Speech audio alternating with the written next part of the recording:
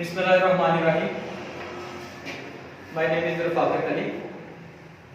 तो जिस तरह हमने पहले लेक्चर में अकाउंटिंग के टर्म्स और कंसेप्ट पढ़ने हमने स्टार्ट किए थे, तो पहले लेक्चर में मैंने आपको अकाउंटिंग की डेफिनेशंस और डबल एंट्री सिस्टम और सिंगल एंट्री सिस्टम के बारे में बताया था। तो आज लेक्चर नंबर 2 में मैं आपको एलिमेंट्स ऑफ अकाउंटिंग के बारे में बताऊंगा।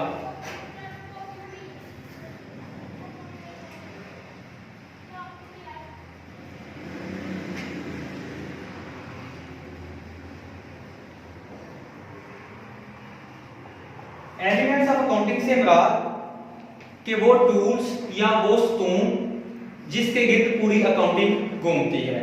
तो सबसे पहले मैं स्टार्ट करूंगा। सबसे पहले जो पहला एलिमेंट ऑफ अकाउंटिंग है वो है एसेट।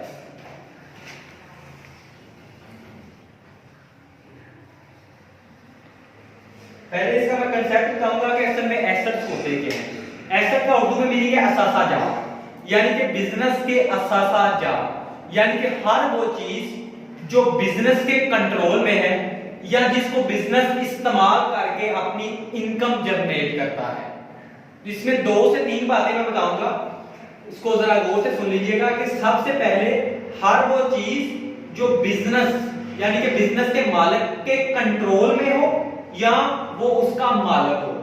दूसरी इसकी जो शर्त ये है कि हर वो चीज जिसको इस्तेमाल करके पैसा कमाया जाए। फॉर एग्जाम्पल, आपके पास फर्नीचर पड़ा हुआ है, आपके पास कार पड़ी हुई है या आपके पास बिल्डिंग पड़ी हुई है, ये आपके लिए एसेट उस वक्त होंगे जब आप इसको इस्तेमाल करके इनकम जनरेट करोगे। फॉर एग्जाम्पल, मैं एक टीचर हूं, मेरा एक स्कूल है, तो उस बिल्डिंग का पहले नंबर पे मालिक मैं हूं या कंट्रोल मेरे पास है।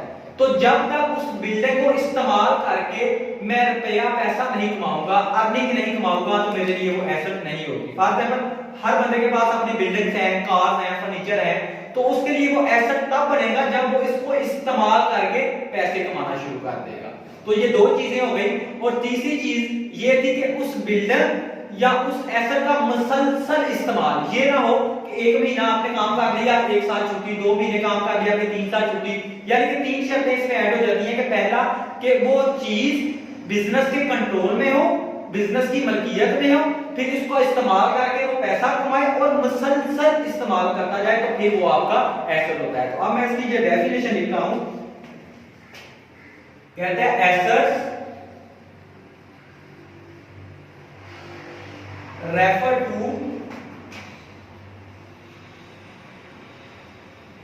resources on and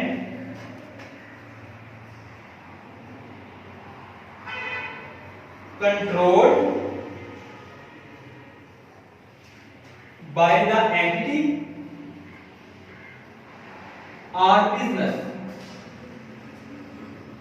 मीन्स कि एसेट जो है वो किस चीज को रेफर करता है, वो वाले रिसोर्सेज या वो वाले सासाजात जो बिजनेस की मलकियत में हो, आन में हो और बिजनेस के कंट्रोल में हो, वो चीज क्या कहलाती है, एसेट। इसके एग्जांपल, फॉर एग्जांपल, कोई मशीनरी है जिसको इस्तेमाल करके आप प्रोडक्शन कमा रहे हैं, कोई बिल्डिंग है जिसके अंदर आप बिजनेस कर रहे हैं, कोई फर्नीचर है जो बिजनेस में यूज हो रहा है, इसके बाद कार्स हैं, टूल्स हैं, उसके बाद फैक्ट्री है, और उसके बाद हम क्या कह सकते हैं, मैन्युफैक्चरिंग करके जो चीज बनाई जाती है।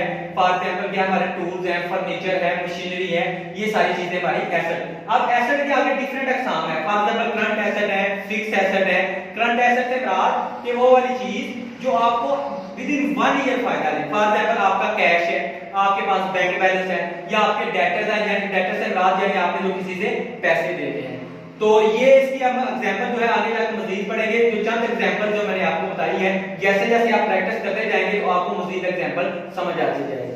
अब दूसरा जो मैं अकाउंटिंग का एलिमेंट पढ़ने जा रहा हूं वो क्या है, लायबिलिटी।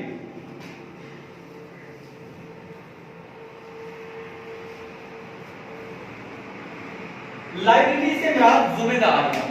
जिम्मेदारियों से मुराद यानी कि आपके ऊपर जो ऑब्लिगेशन है, आपके ऊपर जो जिम्मेदारियां जो आपने पे आउट करनी है, बिजनेस ने पे आउट करनी है। फॉर एग्जांपल, आपने अपने फ्रेंड से, फैमिली से या बैंक से लोन वगैरह लिया है, तो जो लोन है वो आपकी लायबिलिटी है, क्योंकि वो लोन जब आपने लिया तो वो आप बिजनेस ने वापस करना है। यानी कि हर वो चीज जो बिजनेस ने आधार या क्रेडिट के तौर पर किसी से ली हो और वो आपने वापस करनी हो, तो वो आपकी क्या होती है, लायबिलिटीज। जिस तरह बैंक लोन है, इसी तरह आपने किसी से आधार माल खरीदा है तो उसके जो पैसे देने हैं वो भी आपके क्या होंगे, लायबिलिटीज के तौर पर आप उसको रिप्रेजेंट करोगे। जैसे कि उसको हम एक अकाउंटिंग में टर्म इस्तेमाल करते हैं लायबिलिटी क्रेडिटर, यानी क्रेडिटर से मुराद कि वो बंदा जिससे आपने आधार माल लिया है और उसको आपने पैसे देने हैं। तो अब इसकी मैं डेफिनेशन लिखता हूं।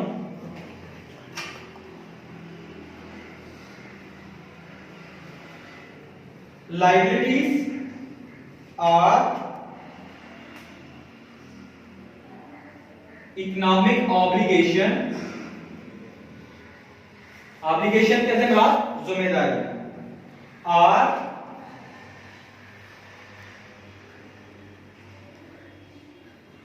पेबल, पेबल का अर्थ जो पे करने के काबिल हो, जो यानी आपने किसी को पे करना हो ऑफ द बिजनेस। तो इसकी मिसाल मैंने आपको बताई, एक तो बैंक लोन है और एक क्रेडिटर, यानी क्रेडिटर से मुराद वो बंदा जिससे आपने आधार माल लिया है और आपने उसको पे बैक करना है।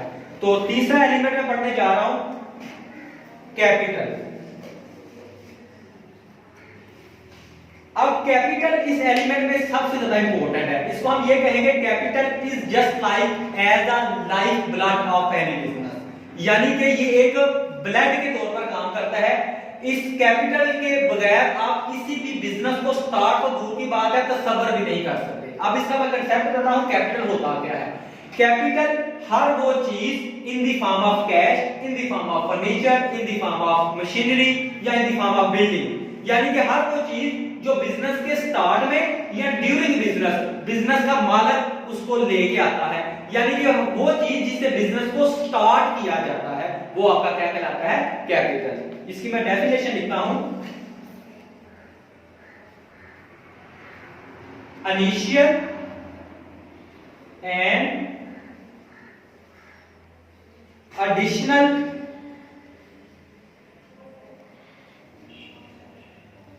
कंट्रीब्यूशन ऑफ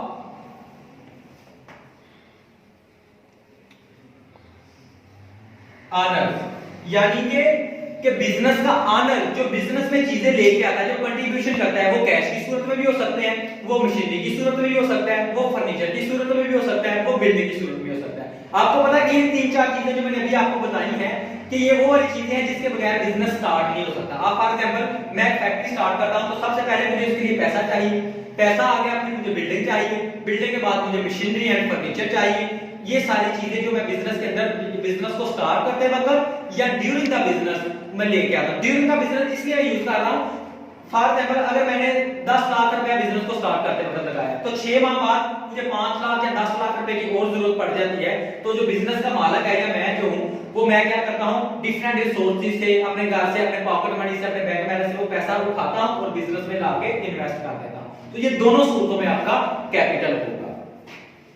और जो चौथा एलिमेंट है वो है हमारा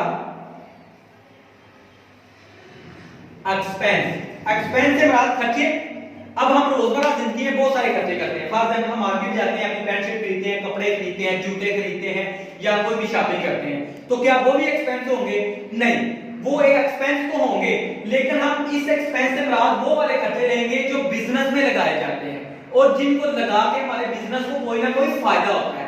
यानी कि मैं दोबारा रिपीट कर रहा हूं, एक्सपेंस से मुराद बिजनेस लैंग्वेज में या अकाउंटिंग में एक्सपेंस से मुराद वो वाले खर्चे जो आप करेंगे तो आपके बिजनेस को फायदा होगा, आपकी इनकम जनरेट होगी। फॉर एग्जांपल हमने एक मैनेजर रखा, उसको हमने सैलरी दी, अब उस मैनेजर की वजह से हमारा बिजनेस में फायदा हो रहा है, पर बिजनेस के लिए काम कर रहा है तो उसको हमने जो पे किया, हमने सैलरी दी, वो हमारा एक्सपेंस है। दूसरे एग्जांपल, फॉर एग्जांपल हम किसी गुड्स का कारोबार कर रहे हैं यानी तजारत कर रहे हैं, तो हमने क्या किया, हमने माल खरीदा गुजरांवाला से और फॉर एग्जांपल हम लाहौर लेके आ रहे हैं, हमारा कारोबार लाहौर है, तो गुजरांवाला से लाहौर आते वक्त जो गाड़ी को हमने रेंट दिया, जो हमने वेजेस अदा किए, जो किराया दिया, या जो जब माल लोड कर रहे थे हमने मजदूरों को जो हमने उनको पे बैक किया, या जब माल हमारे गोदाम में पहुंच गया तो हम जो है गाड़ी से माल को गोदाम में लेके जा रहे हैं, तो उस वक्त लेबर को जो हमने पैसे दिए या रुपए वगैरह दिए, जो हमने एक्सपेंस किए या खर्चे किए, वो सारे इसकी टर्म में आएंगे। तो इसकी बहुत सारी मिसालें हैं। फॉर एग्जांपल हमारा रेंट है, हमारी वेजेस है, या हमने बिजनेस को चलाने के लिए कोई लोन वगैरह लिया तो उसके ऊपर हमने जो इंटरेस्ट अदा करना है वो भी हमारा एक्सपेंस है। फर्दर हमने अपने मैनेजर को, अपने लेबर को जो सैलरी दी वो भी हमारा एक्सपेंस है। और अगर हम कोई बिल्डिंग किराए की बिजनेस है, बिजनेस के लिए जो किराए की बिल्डिंग ली हुई है उसके लिए जो रेंट अदा किया वो भी हमारा एक्सपेंस है। और इस तरह हमने जो मशीनरी खरीदी है, तो आपको पता है जब मशीनरी खरीदते हैं तो साल बाद, 6 माह बाद या 2 साल बाद उसकी वैल्यू कम होती जाती है। उस वैल्यू को कम होने को हम टर्म यूज करते हैं डेप्रिसिएशन, तो वो भी हमारा एक्सपेंस है। तो जिस तरह हम आगे आगे एंट्रियां करते जाएंगे तो बहुत सारी मसाले हमारे पास आएंगी। चंद एक एग्जांपल जो मैंने आपको दी वो क्या कहलाती है, एक्सपेंस। अब इसमें डेफिनेशन लिखता हूं, and expense in accounting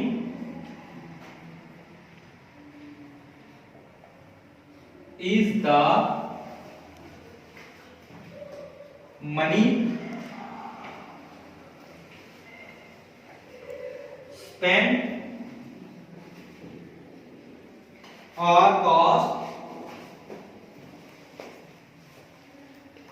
incurred by a business in their effort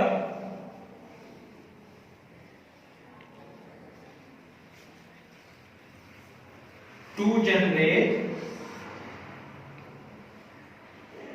income। यानी कि जिस तरह डेफिनेशन भी ये पता चल रहा है कि एन एक्सपेंस वो वाले खर्चे अकाउंटिंग में इन द फॉर्म ऑफ मनी जो हम खर्च करते हैं या कॉस्ट करते हैं इसके लिए बिजनेस में और अपनी एफर्ट से। उसका मकसद क्या होता है, उसका पर्पस क्या होता है, इनकम कमाना। यानी जिस तरह मैंने पहले भी बताया कि हम अगर मैनेजर रखते हैं या लेबर रखते हैं, वर्कर रखते हैं काम करने के लिए, तो उसका मकसद यही होता है कि ये हमारे लिए काम करें और हमारे लिए इनकम जनरेट करें, और इसके बदले हम उनको सैलरी की सूरत में कुछ रकम दे देते हैं, वो हमारा एक्सपेंस है। और दूसरे एग्जांपल, अगर हम तिजारत कर रहे हैं, कोई माल हमने लाहौर कराची या खरीदा हुआ है, तो वो हम जब अपने बिजनेस में लेके आएंगे तो गाड़ी को जो रेंट देंगे या जो लेबर को देंगे वो भी हमारा एक्सपेंस होगा। उसके इससे भी हमें क्या फायदा होगा कि हमारा बिजनेस में इनकम जनरेट होगी। तो जो लास्ट और आखिरी हमारा ये जो है एलिमेंट्स ऑफ अकाउंटिंग है वो है रेवेन्यू। इसको मैं रेज कर देता हूं। जो हमारा लास्ट पांचवा एलिमेंट है वो क्या है,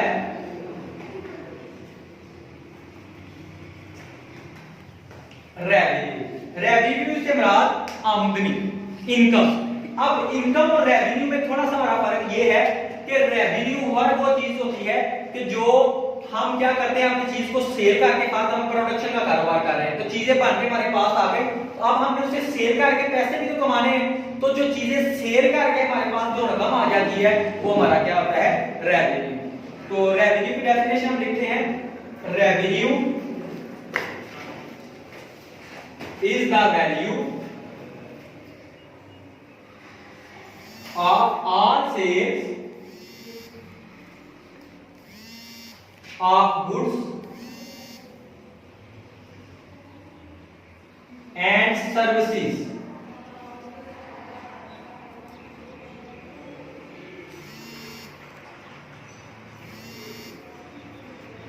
recognized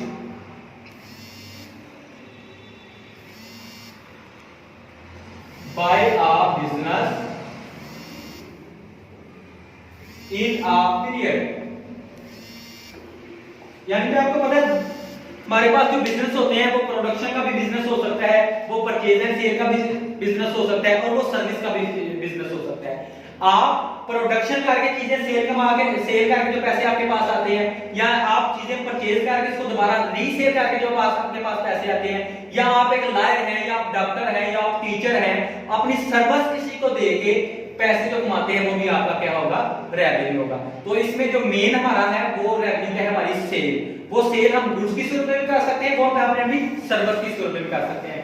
गुड्स सेल करके या सर्विस सेल करके जो हमारे पास पैसे आते हैं हम उसको क्या कहते हैं, रेवेन्यू। तो आज के लेक्चर में मैंने आपको एलिमेंट्स ऑफ अकाउंटिंग बताया कि ये जो 5 एलिमेंट्स हैं ये समझ लें कि इसकी एक बैकबोन है। पूरी अकाउंटिंग इस एलिमेंट के गिर्द ही घूमती है। हम क्या करते हैं, कैपिटल लाते हैं, पैसा लगाते हैं, उसके बाद हम एसेट खरीदते हैं, एसेट खरीद के जब हम अपने बिजनेस में लाते हैं, काम शुरू कर देते हैं तो एक्सपेंस करते हैं, एक्सपेंस करके हमें रेवेन्यू जनरेट हो जाता है। तो यही एक बिजनेस का मकसद होता है, यानी कि उसमें एक पूरा साइकिल चलता है कि हम क्या करते हैं, पहले पैसा लगाते हैं, फिर वर्कर लगाते हैं, काम करते हैं, प्रोडक्शन करते हैं, उसके बाद हम चीजें सेल आउट करते हैं और पैसे कमाना शुरू हो जाएंगे। तो ये हमारे वो एलिमेंट्स थे जिसका कंसेप्ट जो है बताना जरूरी था अकाउंटिंग में, और ये इन्हीं एलिमेंट्स हमारी पूरी अकाउंटिंग में आगे जाके हम यूज करेंगे। जब हम न्यूमेरिकल क्वेश्चन करेंगे या मजीद आगे बढ़ेंगे तो इन एलिमेंट का बहुत ही किरदार होगा। तो मुझे उम्मीद है कि आपको ये एलिमेंट्स समझ आए होंगे। अगर किसी को मजीद समझने की जरूरत है या कोई कंसेप्ट क्लियर ना हुआ हो तो कमेंट्स बॉक्स में मेरे से पूछ सकता है। और आखिर पे वही बात दोबारा रिपीट करता हूं कि मेरे चैनल को सब्सक्राइब कीजिए, लाइक कीजिए, अगर कोई मसला हो तो कमेंट